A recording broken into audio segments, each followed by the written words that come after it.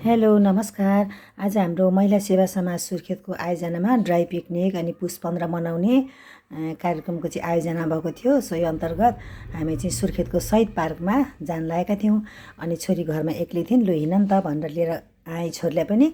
छोरी चाहिँ अब सुर्खेतमै जन्मी हुर्केको भए तापनि पहिलोचोटि आएँ मम्मी शहीद पार्क भनिन्। हुन त यो शहीद पार्क सुरुवात भएको चाहिँ लगभग 3-4 वर्ष भयो होला। ल अब हामी साथीहरूसँग भेट भएका छौँ। ल अब सुन्नुहोस् है, जस्ताको तस्तै म देखाउँछु। के राम्रो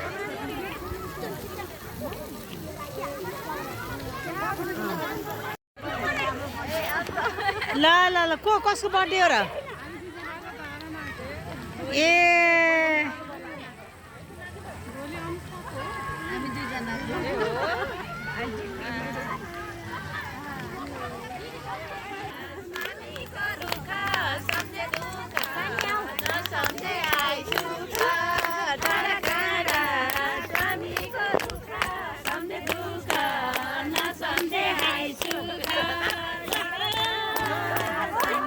ल है ल है ल है